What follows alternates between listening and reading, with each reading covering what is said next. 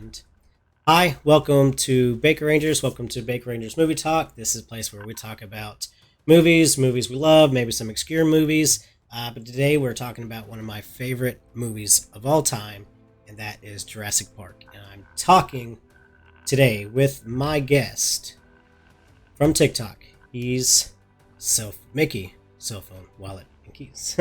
How's it going? It's pretty good, man. Good. Having a good day so far. Yeah, pretty chill. Awesome. Yeah, so Jurassic Park's one of my favorite movies of all time. I don't know where it stands in your favorite movies. I think it's pretty high on yours. Pretty high.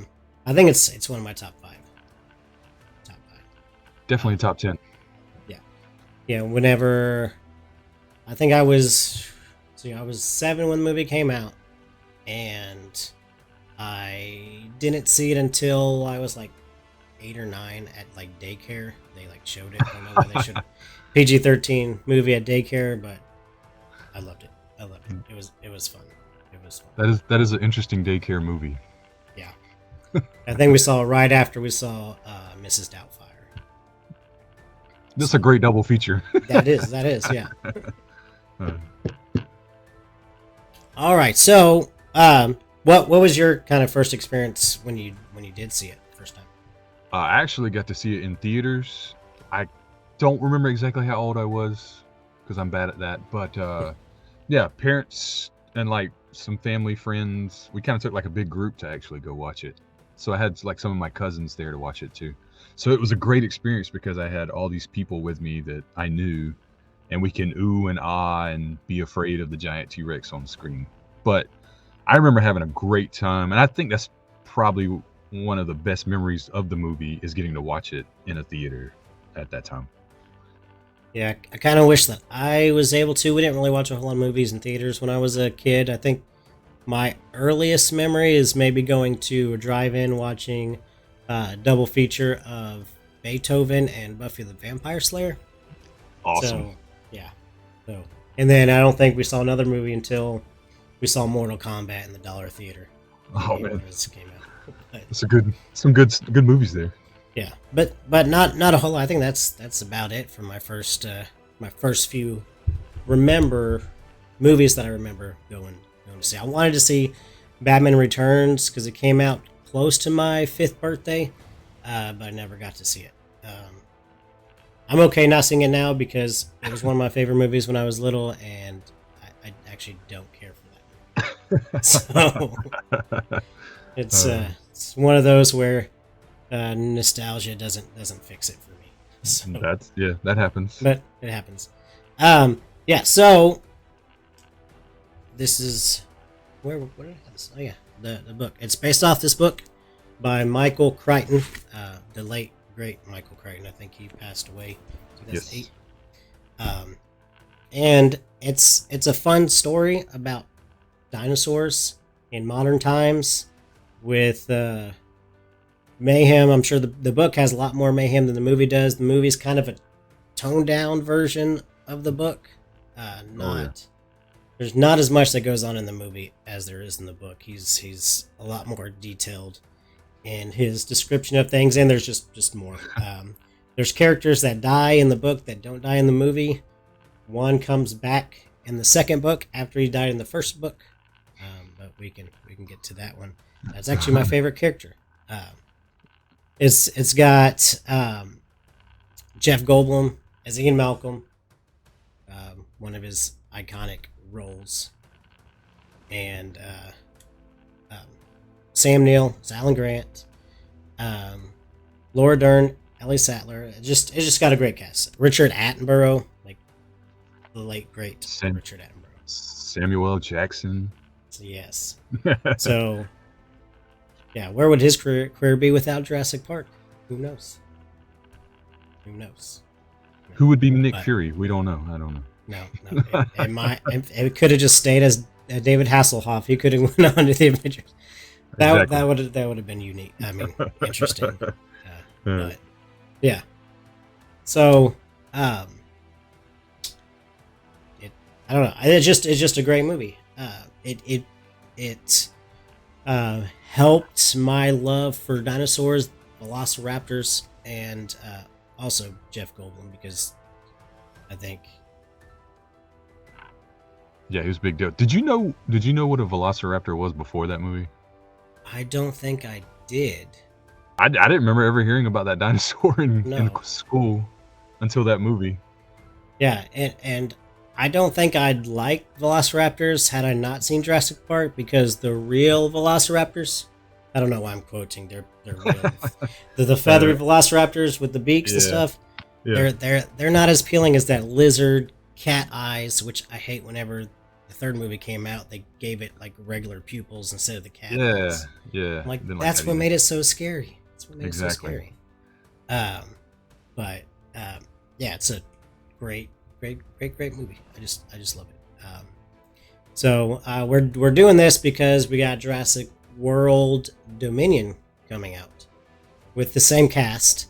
Basically, the two casts collide for a final battle with dinosaurs. Should be awesome. Yeah. So. Sorry, I am way unprepared. So what is one of your favorite moments of this movie? Of the original Jurassic Park? Yes, the original. Sorry, going back to That's fine. Yeah. Oh man, like there's so many iconic like scenes from that movie, and I guess I gotta go with I don't remember the name of the like guide that the bush guy, like the Australian dude that took care of the velociraptors. Muldoon or something like that, or something. Yeah. But it's definitely when he's trying to help Ellie get to the power station or whatever, and he's like got one like in his sights, and the other one comes up right here. Man, I love it. Like he's like, "You clever girl," and then boom. It gets me every time. Even now, I'm like, ah. Yeah, that's one of the phrases of this movie that I kind of use today. Like whenever at work, whenever I'm on break, sometimes I'll play somebody at chess, and so whenever they do something clever in there, I'm like, trick me. I'm like, "Ah, you clever girl." Even though they're all dudes that play me, but I always say the life finds a way. That's like my daily quote. Life finds a way. It does. It finds a way to make it happen. I know when I was a kid, I don't know why I loved when the Tyrannosaurus ate the lawyer. It's good. I always thought that he was using the bathroom when I was little. When I first watched it, I thought he was actually using the bathroom. Yeah. Whenever he got eaten, not just ran to the bathroom to hide. Yeah. So, but Steven Spielberg wanted to. I think Michael Crichton wanted to direct this movie himself. He's directed a movie in the past, like he directed the Future World movie, which is a sequel to the Westworld. But Steven Spielberg really, really wanted to direct, take this book and direct it. And I saw it the other day, I forgot how he convinced him to be okay with him directing this movie. But I think it's the perfect choice.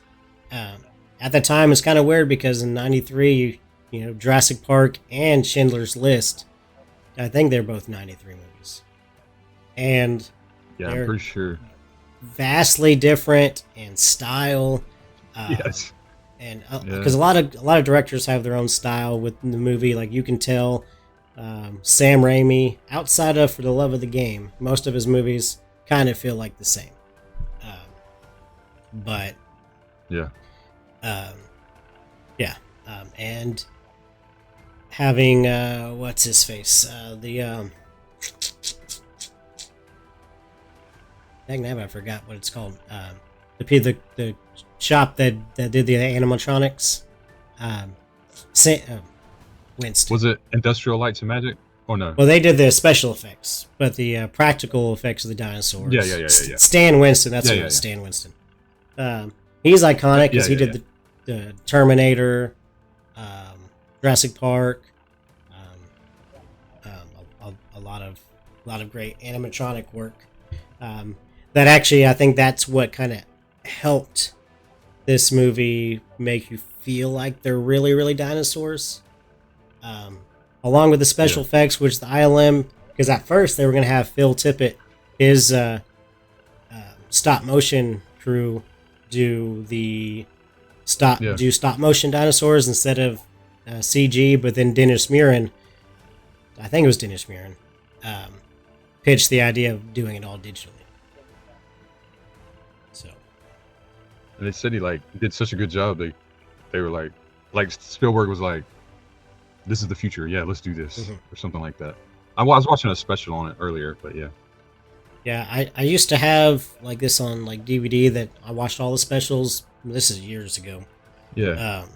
Yeah. But it's fun kind of diving into the behind the scenes of a movie, the making of it. I used to be a lot bigger into it and watching commentaries and making of documentaries, but kind of on the wayside of that. But Steven Spielberg saw that potential of that kind of making this going from good to great, because I really don't know how stop motion velociraptors would really work. Like, it would not have been the same. It wouldn't be the same with and even then 1993, this computer generated dinosaurs, they still hold up today. And they look amazing. It's it's weird.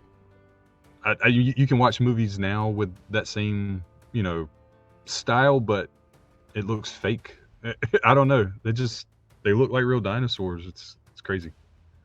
Yeah, I don't know what they did different. I think my thing a lot of times with CG is if you record digitally, the digital things come out looking more digital, in my opinion. But you'll have some that, like Force Awakens, everybody knows I don't like that movie. That wasn't shot digitally, that was shot on film, but it was kind of like the cinematography was more of looked more digital, so it made all the effects more digital. But in my opinion, Star Wars Episode 1 has this is my opinion, the best special effects that holds up the best, because it was the last one that was completely, shot on film. Yeah. So, or mostly shot on film. So, and then once Episode 2 came out, it was just all digital. Yeah. Yeah. I'll take practical effects like any day if I can get it over computer generated stuff. I don't mind computer generated depending on how they do it and why they do it, because sometimes a character can move a little bit better, more fluid digitally than with a puppet, or stop motion if it's like a creature or something. But for like cars, flying and all that kind of stuff. Yeah. But go back to Jurassic Park. It's I watched it today, and you could tell that it was shot in the 90s, but like I don't know, everything just blends in well, just with it. So and it's scary. The kitchen scene with the kids, that always has been scary to me. And normally after I've seen it once or twice, it doesn't scare me again. But like it's one of those it's one of those scenes where like you really fear for their life, because like it's an actual velociraptor that can open doors, dinosaur coming after them. So, but they're like really smart. They hunt really well. Yeah, well they watch. They're They're like dolphins. They're the dolphins of the dinosaurs. I don't think I've ever heard that. That's pretty good. I just made that up, so. Because I was saying that dolphins are like the closest to like human whatever. So the velociraptors. I'm gonna use that. And you're welcome.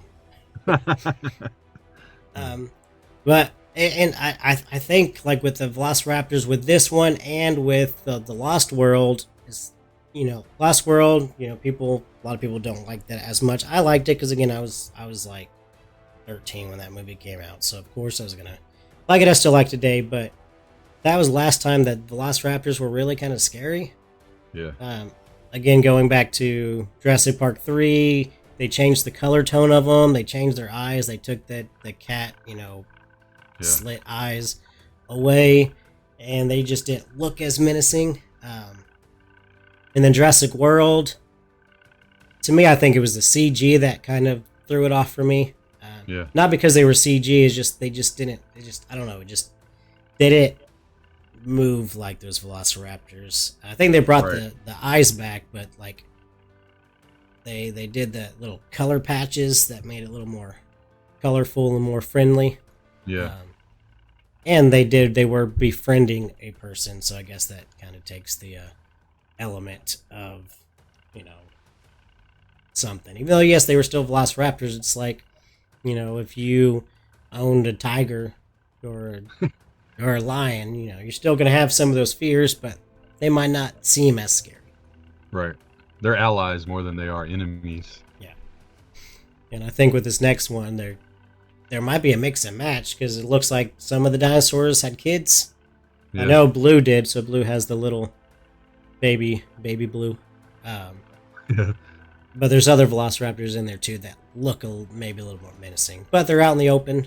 So to me, the like with the first one where it's just the kids in the kitchen and the mirror effect, or Lost World where it was the long grass and the tails coming out and all that.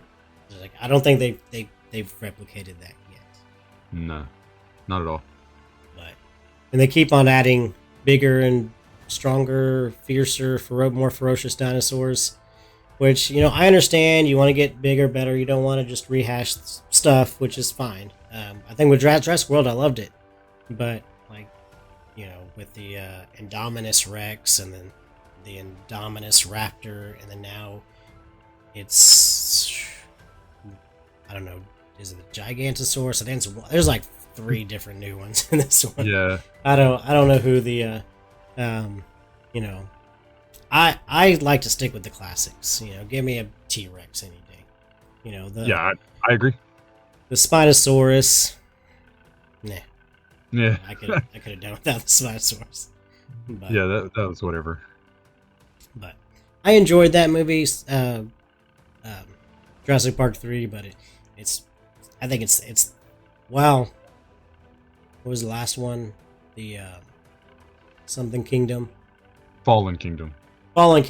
Yeah, that. I think they went way left field on that one. Yeah. Yeah, with the whole cloning people now. We went from cloning dinosaurs to cloning people. And yeah. But let's kind of go over the characters that were in this movie. And I mentioned Jeff Goldblum and Malcolm because this is what kind of made me fall in love with Jeff Goldblum as an actor. This movie, and then he was in Independence Day a few years later. Those are 2 of my top 10 movies of all time. And so, mad respect for those 2 movies. But he's kind of like the wannabe ladies' man in this one. He knows that Ellie's somewhat taken, because I don't know if they're actually married or they're just kind of in a relationship or perceived that they're in a relationship. With Ellie and Dr. Grant, Dr. Ellie Sattler and Dr. Grant. Even though they're like 20 years apart, like age-wise, I just saw an article about how they didn't realize how problematic that was back then, but from like the 40s, 50s, 60s, on, that happened all the time. Leading men were always, for some reason, well older. It still happens today. It still happens. It does. But Ian Malcolm, what do you like about the character Jeff Goldblum's portrayal? It was just like the cool factor. I mean, he's in all black. He's got his coat, sunglasses. Just everything is real cool, man. No big deal. And then he's smooth with the the chaos theory test, but then like when you get in those serious situations, like he seems to be the most level-headed person in the room, which I thought that was interesting. How he's so carefree and like smooth and whatever, and then it's like, no, I'm being serious right now. Like this is bad.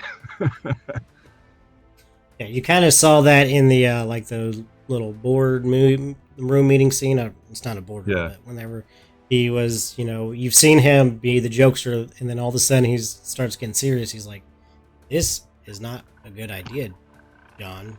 Yeah.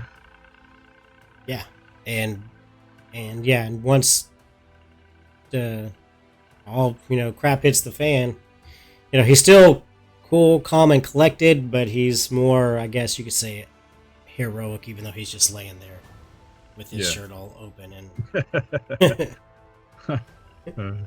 with John Hammond going, well, Disney World, when it first opened, they had problems. Well, when the Pirates of the Caribbean break down, they don't start eating the tourists. Yeah.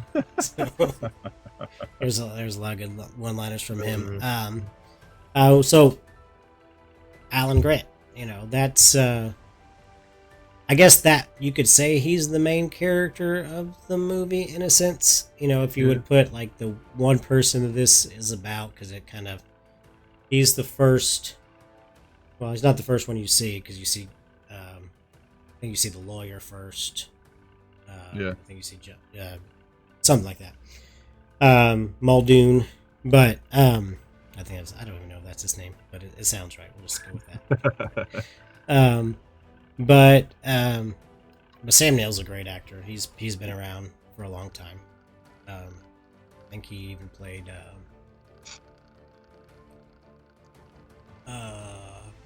dagnabbit, that the wizard from King Arthur. Merlin, yeah, I think he was Merlin in that Merlin TV series. Yeah.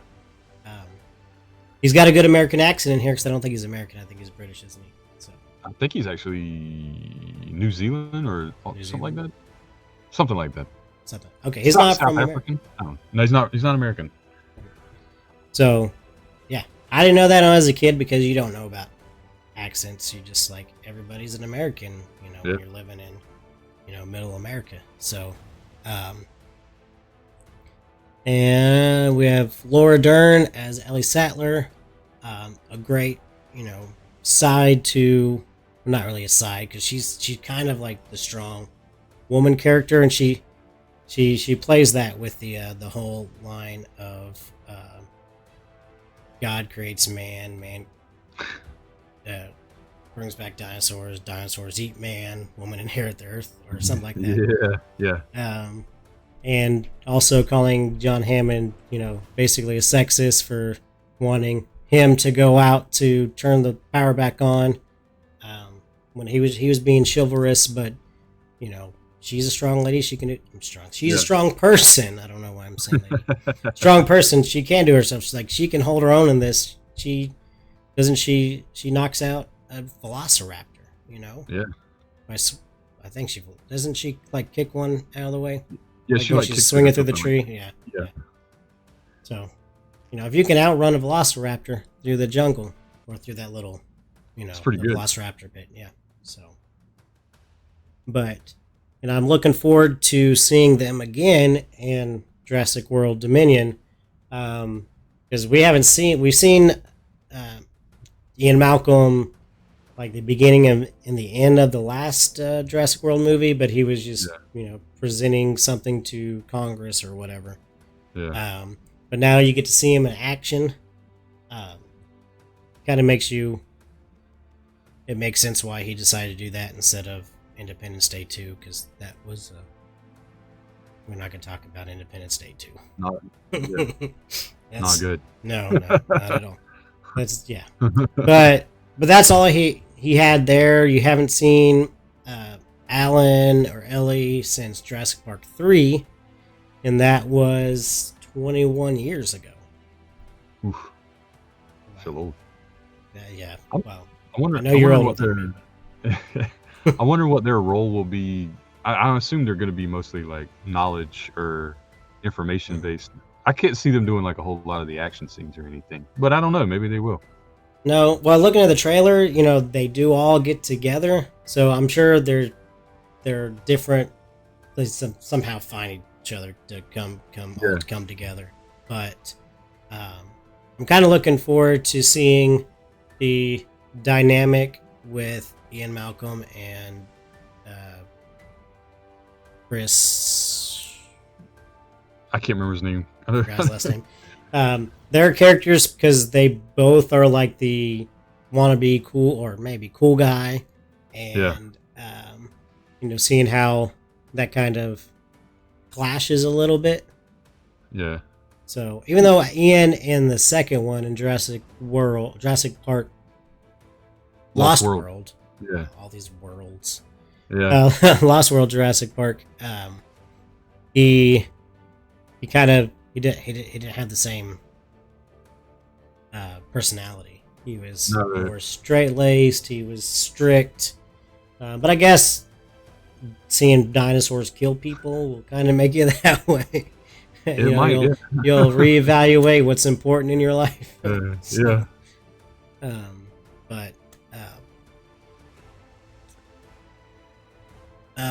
So Samuel L. Jackson is Arnold, who's one of the computer guys in the movie.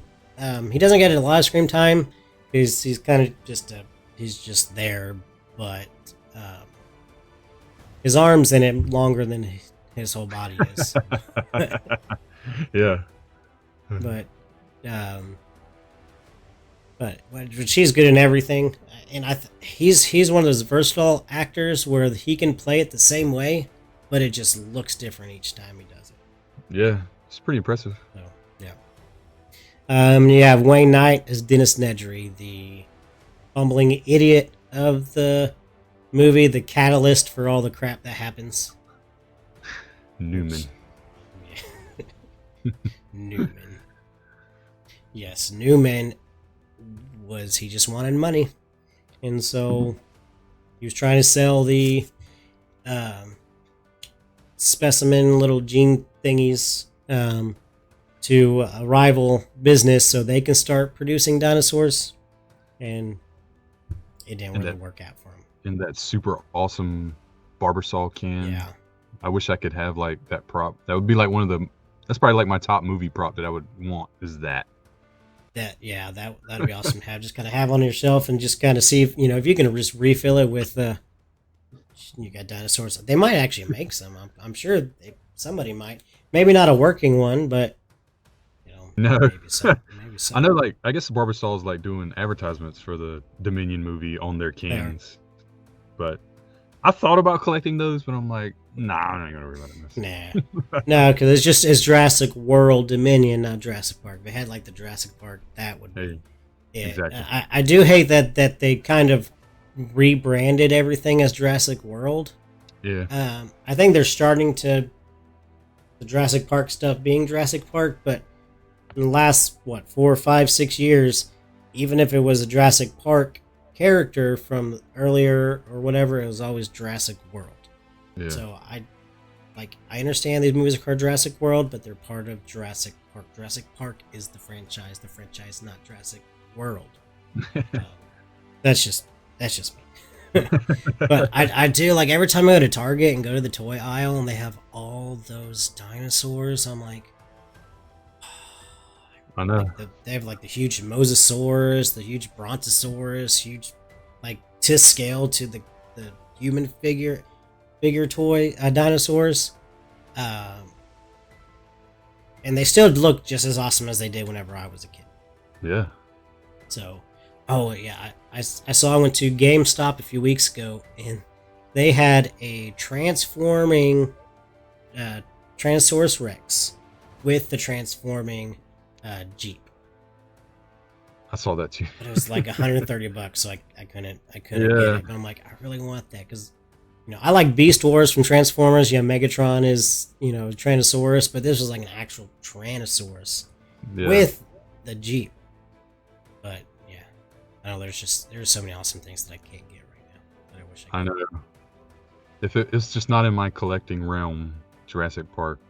So. Yeah, I would have to get it all at once. I can't just start collecting because all I got, like, I got Power Rangers. I got some Ghostbuster stuff, and that's for the most part it as far as collecting. Star Wars, there's way too much stuff for me to collect. It's a lot. Way too much. So I collect the figures. There's quite a few. Yeah. Yeah. So like if I were to start now, I've got Yeah. because they come out with like 200 different figures a year or something. It seems like it's like that. Like whenever I go into like Vintage Stock, which is like a resale place for video games and movies and toys, they always have so many old Star Wars toys. It's like, but that's what made Star Wars Star Wars. Like that's what got it popular was its toy sales and all that. George Lucas was, I think he was he was a smarter businessman than he was an actual like writer, director. Even though yes, the original Star Wars movie was good, but it really didn't compare much to, Empire Strikes Back, which was written by Lawrence Kasdan. Well, the script was, he wrote the story, but the script was reworked, and it was directed by one of his teachers from USC. Even though as an Oklahoma fan, I don't like USC. But anywho, that's not a Jurassic Park thing. But, I do want to do some college sports talk stuff. I don't know if you're big into college sports or not. I love college sports. College basketball, for real. Okay. Oh yeah. Well, you just got one of last year, the year before, you had a transfer from Oklahoma. I think he might have been one of the best players on the team. I don't remember his name, but yeah. Yeah, he was at OU for like 4 years and then transferred to UNC. Yep. But I don't know. I forgot. I'm forgetting everything now. But you have Richard Attenborough, Santa Claus himself from Miracle on 34th Street, who's an acclaimed director, who was an acclaimed director in his own right. As John Hammond, I think he makes the perfect and actually that. Hey, John. Look, welcome to Jurassic Park. Even though there's a lot of light on there. But I actually got this. This is if you go to Target, you gotta check. It's either in the toy aisle or in the electronics aisle. Each place has a different, but their clearance aisle for toys. Because I got this guy for like $5. Nice deal. Yeah. So the case was all jacked up, but it was still $5. Yeah. So I like it. I had a Pop Velociraptor, one of the jumbo ones, but I don't know what happened to it. Like, I can't find it anywhere. So it stinks. I tried collecting the Jurassic Park Pops, and I got the dinosaurs, but I could never get the characters. Like, they were always sold out. Well, I think Target is about to start coming out with them for Jurassic World.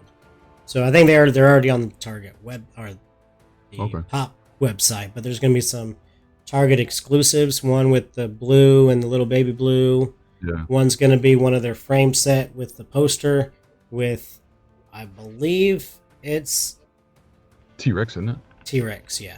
There's also going to be the Triceratops with, I think it's going to be Ellie and Grant.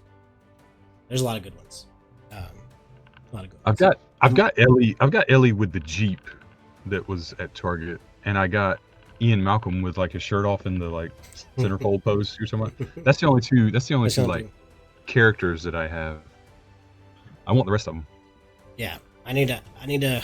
Well, I can't afford it this week. Next week I go check out Target. Hopefully, they still have it. They have them. I don't know if they think they should be out since the movie's coming out. As of this recording, the movie comes out in Saturday, Sunday, Monday, Tuesday, Wednesday, 6 days. Yeah. So, I'm gonna see it on opening day, of course. Nice. That's what. Nice to have an AMC A-list subscription. Yeah. It's nice. I haven't used it in a little while. I don't think I used it all in May. So I kind of waste $20 there, but I had used it. Normally I watch like 3 to 9 movies a month. Yeah. But it's Well, no, I did use it. I used it for Doctor Strange. So, but yeah, Richard Attenborough is probably the best person that could play John Hammond, who I think in the book he actually dies in Jurassic Park. Yeah, I think so. So that's why in Jurassic World, the movie, he's just in like one scene that they kind of made just to put him in there. Yeah. Or two scenes, because I think he had a voiceover at the end where he is like, life finds a way. But yeah. And Wu, played by B.D. Wong, who they took his character, kind of gave him a bigger storyline with the Jurassic World. Because now he's kind of like the mastermind behind a lot of other things, like the Indominus Rex. I'm not sure about, I think the Indominus Raptor. So they turned it into a bigger character, which is one thing I liked about Jurassic World. Is it wasn't just its own thing. It's still there was a connect. Because you can't have John Hammond because he unfortunately he doesn't he's not alive to be in it, so you got to mention him. But just a mentioning of John Hammond really doesn't do anything. So you got to have the character, and I guess they couldn't get, nobody else wanted to do it at that point in time, so they got B.D. Wong to reprise his role as Wu. He did great. And and expanded that, I think, in the Fallen Kingdom, and I'm sure he sees the error of his ways in all this. So I think they're gonna try to redeem him maybe in this next one, or kill him off. He could be eaten by one of his creations. Yeah. Maybe like one of the first dinosaurs that ever came was still alive and remembered him, or so. I don't know.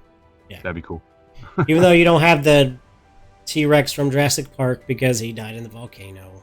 Yeah. In the last one, I don't know why they killed off the that was terrible. OG T-Rex. Yeah. So, but anywho, I am extremely looking forward to seeing this third. I'm going to see it multiple times because I have a few friends that want to go see it with me. So I'm going to see it at least once. I'm probably going to see it once and then decide whether my oldest son could go watch it or not, and I'll probably take him. Yeah. Comes out on Thursday. So I'll have my daughter, so don't know if she really wants to see it, so I might have to. But I don't. Yeah, she gets scared about stuff, so I don't think she'd be able to watch it anyway. Not for a while, even though she just turned 12, but she gets scared easily. So yeah, my son's 11. He's the same way. Yeah. So yeah, she. Yeah, I might have to wait till the weekend to see it. I don't have her next weekend, so I can spend the whole weekend watching it, I guess. But anywho, that's Jurassic. We kind of talked about all the Jurassic Park. I just kind of rambled. I tend to do that. I apologize. Don't apologize. I was born a rambling man, so and yeah, I can be all over the place, and hopefully the listeners or watchers enjoy it. I'm learning as I go. So again, this is Mickey from Cellphone Wallet Keys on TikTok, Instagram, Twitter. You have a YouTube, but I'm working on some stuff. Okay. YouTube is hard for me, but I'm trying to figure that out right now. Okay. So this is going to be on YouTube, and I'm trying to add more stuff that's not just podcasts on there also, but well, we'll be looking out for the stuff that you put there. We love the stuff. So on TikTok, he does those hero videos, the day after comic book release day. Wait, that's not what it's called. Something like the day after new comic book day. New comic. I knew that. I said it wrong. I apologize. That's fine. Yeah, and they're all great. I think you did one yesterday on Ghostbusters Afterlife of your hero videos. So, Yes. of course, I love that because I love Ghostbusters. In general, the first Ghostbusters is my favorite movie of all time. So, if you haven't already checked him out on TikTok, go do it now. He's also the voice of The Real Study. Yeah. Which is on Twitch every Sunday night. Most at Sunday 9. nights. Yeah. 9 Pacific. Pacific time. Yeah. Okay. West Coast. Yeah. So, depending on where you are, that's what, 11 for you? Yeah, that's why I don't ever go on the show. I'm usually in bed by then.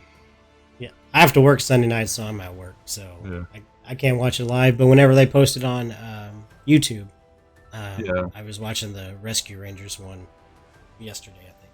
Yeah. So, but he's the voice of that. So if you want to hear him announce The Real Study, look at Real Study on Twitch and on YouTube.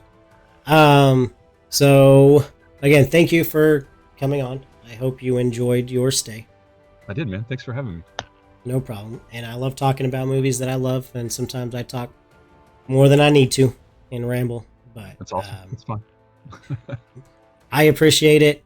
And I'm hoping to have you on again sometime, maybe. We'll see. Sure. Let me know. Awesome. Yeah, anytime. So thank you guys. If you guys were watching on YouTube, if you're listening on the podcast, Baker Rangers. Well, of course, if they're watching, they know where this is at. So I don't know why I'm plugging my own stuff. But anywho, we do got some stuff in the works. I'm planning on soon, probably within the next month, doing a Taku Tuesday where I just talk about a takusatsu. The first one I'm going to talk about, and I'll give a little, you have to watch this to know, to get this little inside scoop. But I'm going to talk about Super Giants, which is the first Japanese filmed superhero show. Oh. Or serial. So, came out in 1957. It was before Kamen Rider. So, that's going to be my first one. So, cool. I'm kind of scripting it out. I'm horrible at planning stuff out and scripting stuff out, so it's going to take a lot longer than it needs to, but it's going to happen. So, I've watched some of the serials already. Unfortunately, the Japanese serials are not dubbed or captioned, so I have to watch the American version, which is not the same. But because they took like the first two or three stories and put them all into one movie, and then they put the next 2 or 3 and put them into one movie. No, they put the first two, and then the last 3 into one movie. So out of 9 serials, there's 4 movies in American movies, and they changed his name to Starman, not to be confused with Starman, but they named him so he's Starman. He's Super Giant, even though he's not giant. But we'll get to that whenever we get to my first Taku Tuesday. Yeah. So here, most of that's probably gonna get cut out on the pod, but you'll see it on the YouTube. So if you're here on YouTube, you'll get more of that insight. So thank you again, guys, for watching. Thank you again, Mickey, for being on this show. It was fun. And as I end every show with this Power Ranger thing, it's a Power Ranger thing. As Zordon would say, may the power protect you.